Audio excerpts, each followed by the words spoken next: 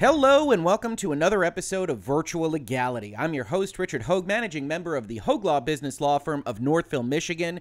And today, in part 5 of our Last of Us Legalities series, we're going to talk about a topic that was brought to my attention in a number of places regarding whether Sony is actually responsible for the DMCA takedown notices that we have been discussing now for the better part of a couple of weeks. If you aren't familiar with the overall story, suffice it to say, first of all, we have a number of videos on the channel for you to check out, but also someone somewhere leaked all of the cutscenes, a lot of screenshots, a lot of materials out of the Sony Naughty Dog PlayStation 4 exclusive game Last of Us Part 2 that is now scheduled to be released next month.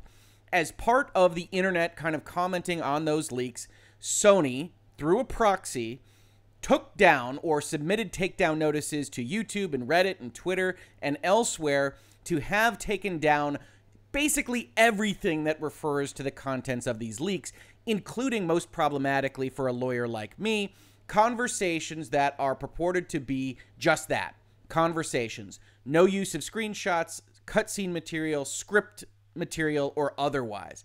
And so that has been kind of the focus of my series, is whether or not that's a DMCA abuse, which in my opinion I think it is, although there's gray area as always to be argued around. But now this secondary consideration, which is if Sony uses a proxy, are they really actually responsible for what happened here? Now, I've pulled up a video, I've titled it, or you can see in the thumbnail to this video that I say, "Sorry, Joe, Sony is responsible." And that's in response to a video that Angry Joe put up a couple of days ago that suggested that that wasn't the case. I've got a screenshot of the video up right now. I've also got some of the things that he said so that we can talk about them more fulsomely.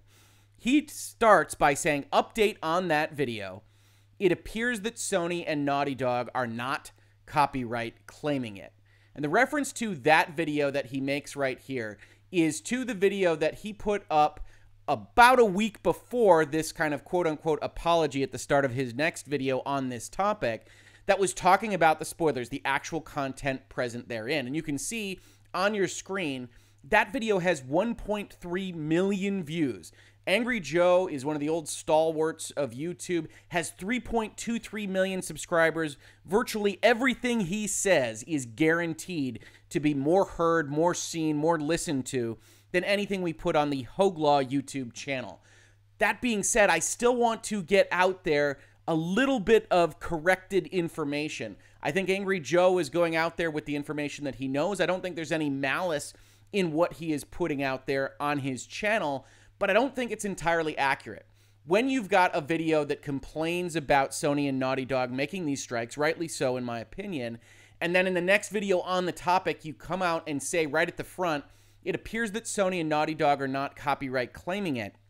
The effect is intended to be, in my opinion, to suggest that Sony and Naughty Dog are not responsible for the DMCA takedown notices. He continues by actually saying, the company we discovered is called Muso Limited, that is going around and copyright claiming everybody, abusing copyright on YouTube. And in case you're worried about the ellipses here, that's not only for space, it's just to cut out a few of the more colorful language considerations that Mr. Angry Joe adds to his videos. But suffice it to say, he has, at the start of this new video that has over 500,000 views, I think, even as we write this, that's the earlier video, that at 565,000 views, there are more people that hear this apology than will ever hear anything that we say in this channel. So hopefully some of this can get back out to Angry Joe, some of the other big YouTubers out there, just so that they get the most accurate and complete information out to their viewership,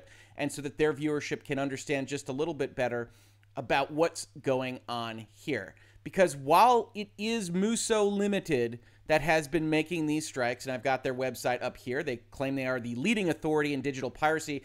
They appear to not only be kind of surveyors of what are copyright infringements and issuing DMCA takedown notices, but also some kind of big data analytics company. You see here on Discover, unlock deeper audience insight with Muso's unrivaled piracy demand data. So they're collecting big data from piracy sites, which adds a whole bunch of interesting privacy and data privacy concerns that I'd be actually interested in kind of talking to them about, Not that that's likely to happen in this space either.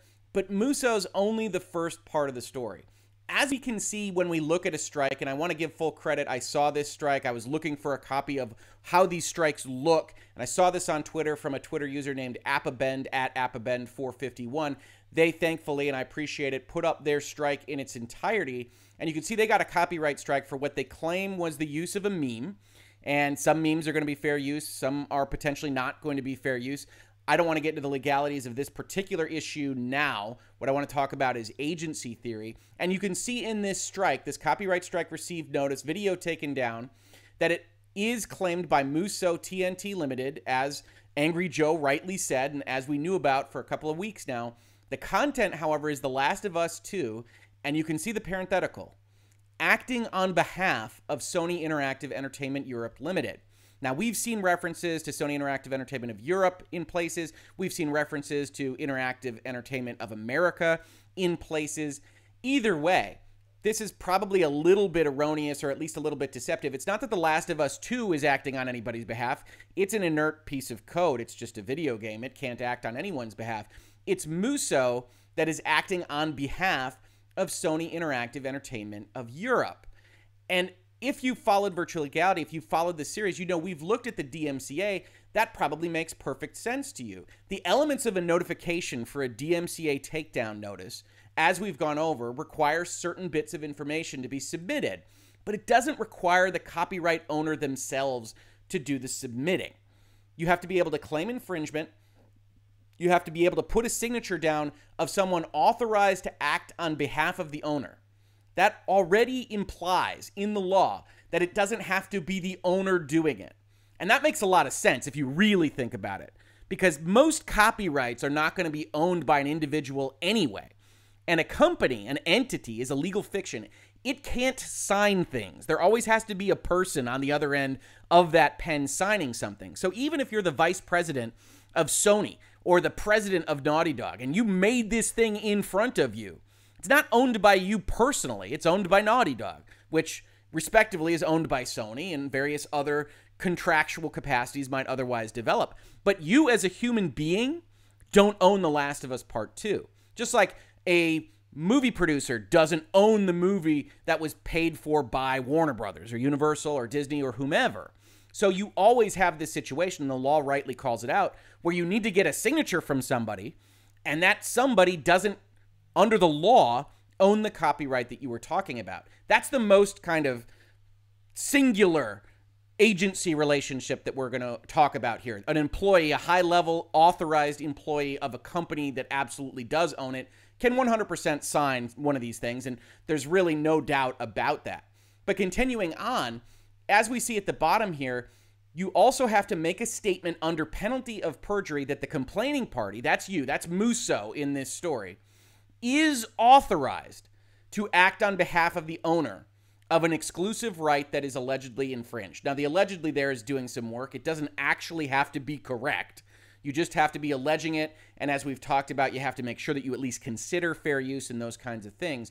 But you have to sign, as Muso, under penalty of perjury, for the benefit of YouTube, that you are authorized to act on behalf of Sony. So that's why in this strike, you see something in the parenthetical that says something along the lines of acting on behalf of, because the DMCA requires that information, which makes sense. If we actually look at the YouTube kind of takedown notice framework, you can see you file for copyright infringement. You say, who is affected? It's my company, organization, or client. You can also say it's you if you're the personal owner of the copyright in question. But notice, or client. You don't have to be signing on behalf of your actual entity that you work at. You don't have to say Muso owns The Last of Us. All you have to do is say that it was for your client. And then YouTube collects more information. Your title or job position. What do they really want to know? In the parenthetical, what is your authority to make this complaint? Because we need to make sure that you have the authority to make the complaint.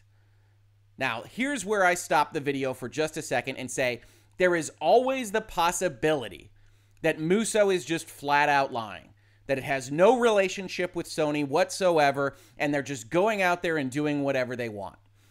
I have to give credit to that possibility because I'm not involved in these relationships. And a lot of this is speculative based on what we can see. But the law also speculates on what we can see and what Muso is representing as, and what Sony hasn't done by immediately rescinding these takedown notices or otherwise kind of disavowing Muso as its agent, suggests that there is a legitimate relationship.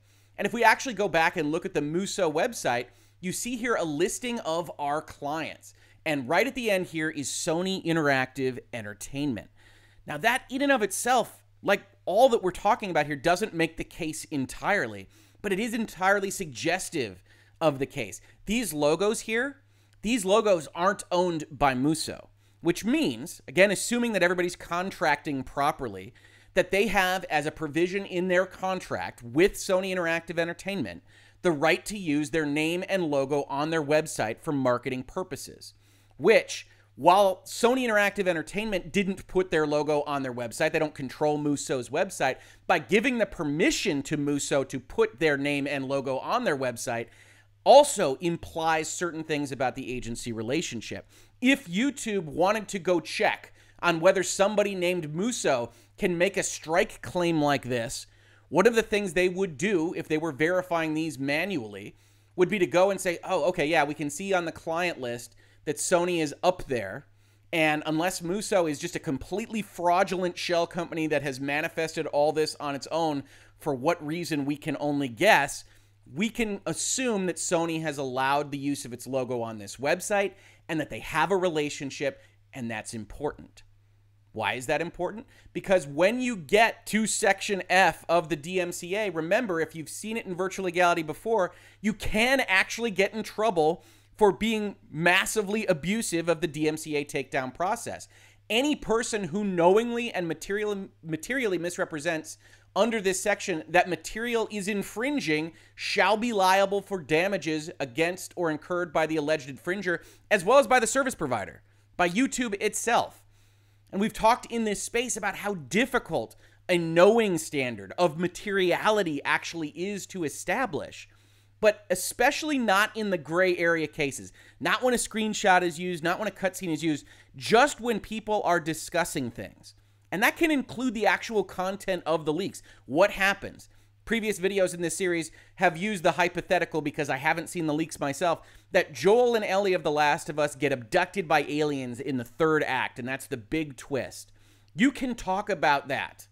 That's a fact, and facts can't be copyrighted. You can give your own critique of that as a twist at the end, as long as you're not using the script and the screenshots and the cutscenes, which themselves might be fair use. As long as you don't use those things, you're not even getting into a fair use analysis. You're talking about facts. You're giving critiques. It isn't a copyright issue. So if you get a DMCA takedown notice on that from Muso, I think you've got the best case possible to say this was a deliberate, knowing abuse of the DMCA, and I should be able to go get damages and make trouble for Muso. But people have come into this space and said, well, what does that matter? Muso is this tiny shell company, we think. We don't know. Nobody actually really knows how these companies are organized internally, but it's certainly not Sony, a giant multinational megalith that definitely has deep pockets that you can go after. But I made this video to say, sorry, Joe, just because Muso is on the tagline doesn't mean that Sony isn't responsible.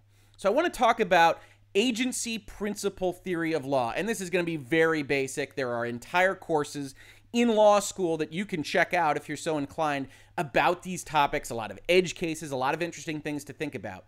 But first I want to talk about it on a kind of general level. So agency principle law is what we would consider a kind of common law consideration or conceit. And that means that it may be different in various jurisdictions. New York principal relationships might be a little bit different than California's. US principal relationships might be different from Europe's. But what we can do is we can look at the overall precepts that most places follow to kind of get an understanding of what's happening here. And to do that, I'm going to bring up a reference to the restatement, the 3rd edition restatement on agency law. And if you're not familiar with this, I just wanted to give a brief primer. Restatements, as said here on the Kent Law educational website, restatements are secondary sources that seek to restate the legal rules that constitute the common law in a particular area. In drafting a restatement, the ALI divides the law analytically into hundreds of key legal issues or situations and then writes a law governing that issue or situation based on the rule preferred by the majority of states, or in some instances, the rule preferred by the drafting committee. Sometimes there's some light political work being done in these. But I give that as the primer because we've got a reference here on Google to the actual third edition restatement of agency, just to give you kind of conceptually what I think we already understand intuitively. And that is the baseline rule. An agent, like Muso, is subject to liability to a third party harmed by the agent's tortious conduct. That Muso you can always sue, right? But a principal is subject to direct liability to a third party harmed by an agent's conduct in certain circumstances.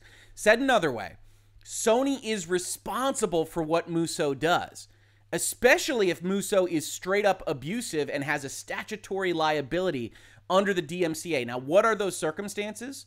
Well, one, if the agent acts with actual authority. So Sony has a contract with Muso that says, do this, do takedown notices as you see fit, and part of that contract will say you can do it on our behalf, etc., etc. Now, another part of that contract, just telling you how it is, will also say you promise not to do anything illegal. You promise not to get us in trouble. But that's not the end of the story. Just because they promise not to do anything illegal, the fact that they did something illegal doesn't get you out of principal liability, not in the US at least, if they were acting with what they thought was the scope of their authority under their contract with you. So a principal is subject to direct liability when the agent acts with actual authority, or the principal later ratifies the agent's conduct, which you could also argue by the fact that Sony hasn't stricken them, hasn't acted to prevent future use by Muso of these takedown notice rights, and the agent's conduct is tortious, or the agent's conduct, if that of the principal, would subject the principal to tort liability. Tort is a fun legal word. It basically means a legal wrong. You did something wrong against another party, and you would be liable under the law for it. It's distinct from a contract breach claim. Torts are generally you punch somebody, you hit somebody with your car. In this case, it was you intentionally abused a legal right granted to you in a fashion where the statute actually says, here is your liability for this specific kind of abuse. Sony would also be liable if the principal, Sony, was negligent in selecting, supervising, or otherwise controlling the agent. Right? So even if you've got in your contract, Muso, don't do these things, please don't act illegally. We would never want anyone to act illegally. If you know Muso has a history of doing this, or if you don't have proper kind of oversight of what they are doing for you or on your behalf, you can still be held responsible for the actions that they take. Or the principal, Sony, delegates performance of a duty to use care to protect other persons or their property to an agent who fails to perform their duty. Now, that's a little bit more specialized, probably doesn't apply here, but the overall concept is the same. If you, as Sony, have delegated the performance of a duty to use care to someone else, you're responsible for that party's failure to use care. And while Sony doesn't have an obligation to protect YouTubers, conceptually, philosophically, it's the same. They have an obligation not to abuse the law. And if you delegate the authority that you otherwise have to go and make these takedown notices to another party, the law wants to say you're responsible for that bulldog you've left out off the chain. When you hire this shark and you let them swim and eat people, that's your responsibility. Finally, the last one I wanted to highlight for you is that Sony can also be vicariously liable, essentially contributorily liable for not doing something directly, if the agent commits a tort, if Muso does something wrong when acting with the apparent authority in dealing with a third party. That's where that logo on their website comes up, because YouTube and other third parties have reason to believe that Sony has vested Muso with certain authority, and Muso is claiming it as you would expect. So since you've allowed your logo on their website, since it's clear that you can verify that Muso has this relationship with you, the law might well say, okay, YouTube isn't responsible for just dealing with Muso. They thought they were dealing with Sony. Muso claimed they were dealing with Sony, and Sony allowed their logo to be used on their website, so Sony is liable. Also, with respect to the contract that Muso and Sony might have, even if Sony says don't you abuse the DMCA. It says you might also be liable when Muso acts with actual authority and the agent reasonably believes in accordance with the manifestations of Sony that Sony wishes the agent to so act. There was definitely a phone call or a series of phone calls or emails or conference calls or Zoom calls or what have you when the Last of Us leaks happen and Muso's on retainer and they say, Muso, go get him. Muso didn't just start doing this on their own. That's ludicrous. And it's a quick way to end any contract that you might have with Sony or any other big content owner. So they were acting with instruction or at least discussion from their principal before they did anything. And if it came down to it, if you wound up suing Sony and you got all the way to discovery, you'd go and you'd find these emails, you'd find these exchanges where Sony told Muso to do X, Y, and Z.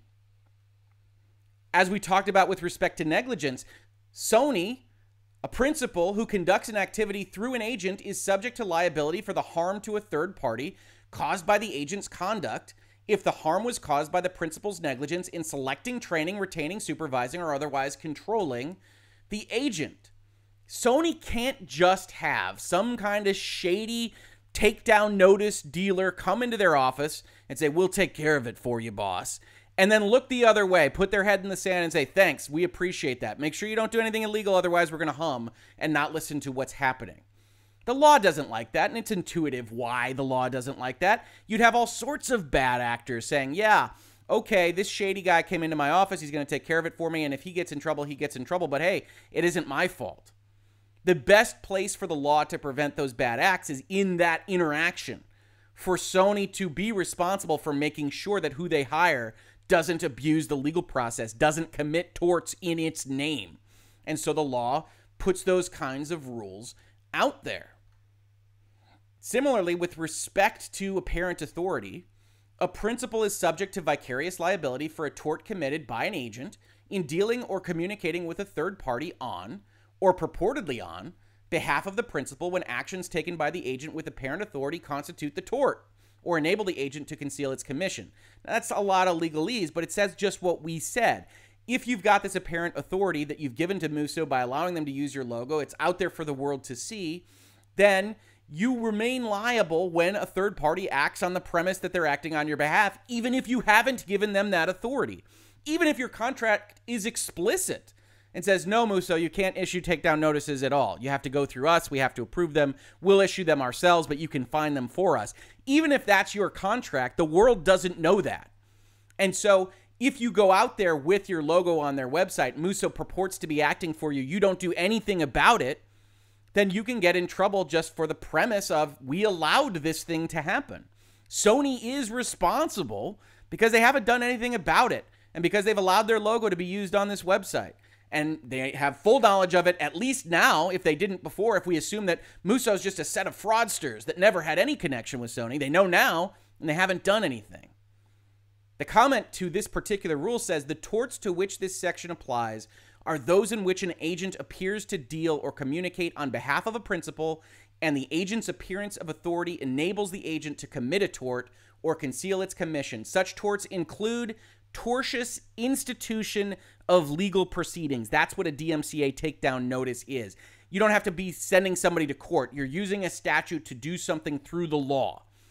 And this would be a tortious institution of legal proceedings if they knowingly and materially lied about the infringement. And yes, Muso's responsible, but Sony would be responsible as well. And I don't even think I'm necessarily telling Angry Joe anything on this. Even in the video where he apologizes a little bit for making this claim in the previous video that has 1 million views, he says, so Sony and Naughty Dog have created this sort of Streisand effect of trying to keep it down. This is in the very same video where he says that Sony and Naughty Dog are not copyright claiming it. These two statements aren't logically consistent. If you want to absolve Sony and Naughty Dog for responsibility, you can't then say Sony and Naughty Dog have created a Streisand effect by trying to keep it down. You're acknowledging tacitly that Sony is responsible for these acts by its proxy, by its agent.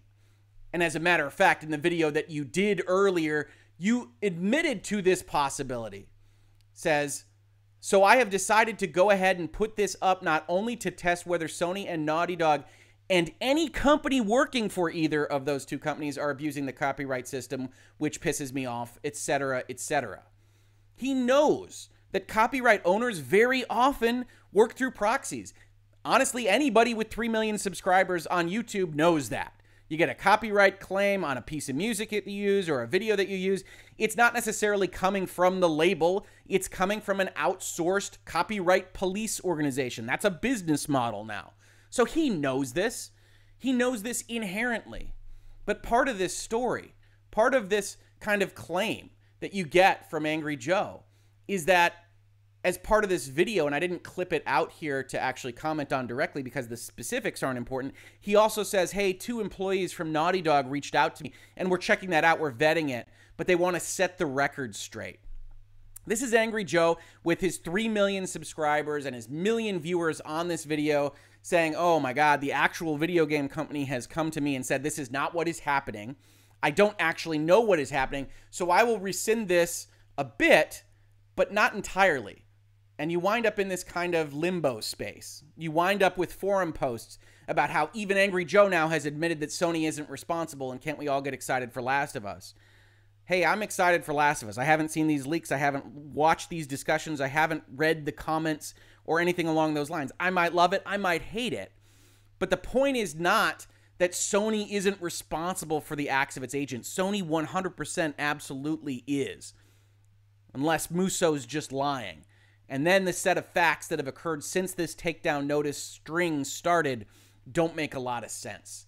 So I think we can dissuade, we can get rid of that argument, and we can just move on and say, hey, I think Sony's responsible. That doesn't mean they're necessarily going to get in trouble. Certainly, if you only had a discussion about these things, you could start looking at your legal actions. But as we've talked about in this space, if you used a clip, if you used a screenshot, while fair use might be the better cause of justice, it doesn't mean that they can't issue that strike. It doesn't mean that they can't issue that takedown notice. And unfortunately, the DMCA, the legal system, the way wealth is used within that legal system create a big problem, especially for smaller YouTubers. You're Angry Joe. You're probably making hundreds of thousands of dollars, if not more, on YouTube.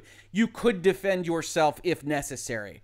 If you're someone with 1,000 subscribers, if you're somebody like YouTube or somebody like Hoeg on the YouTube channel with less than 10,000, then you've got your own issues if somebody comes back at you and says, we're going to sue you, we've got 100 lawyers on retainer, and we can make your life miserable through the DMCA. So while I don't think that Angry Joe is acting with malice here, he's not telling the complete story, and hopefully this video told that complete story a little bit better for you. This has been Virtual Legality for today. I've pulled up the playlist for the Last of Us Leaks Legalities series. This is going to go on here. We've now done 5 videos on this topic. If you are interested in any of this, we talk about Sony's use of proxies. We talk about Sony's absolutely specious and ridiculous claims to back down from leaks prior to this one by essentially accusing major media outlets of theft. We talk about how fair use might be used in this particular respect and how content ID claims are being used essentially against the spirit of the DMCA as well. If you're interested in any of those topics, this whole concept is not just limited to The Last of Us. We see these kinds of DMCA questions abound all the time. We might wind up doing a short-form DMCA series just to talk about how it works, how it doesn't provide liability on its own, how it's mostly a safe harbor from other liabilities, and we might put that in this space because we get a lot of questions on this topic. Otherwise, if you caught this on YouTube, thank you so much for checking it out, and if you listen to it in its podcast form, thank you so much for listening, and I will catch you on the very next episode of Virtual Legality. Virtual Legality is a YouTube video series with audio podcast versions presented as commentary and for education and entertainment purposes only. It does not constitute legal advice and does not create an attorney-client relationship. If you have legal questions about the topics discussed, please consult your own legal counsel.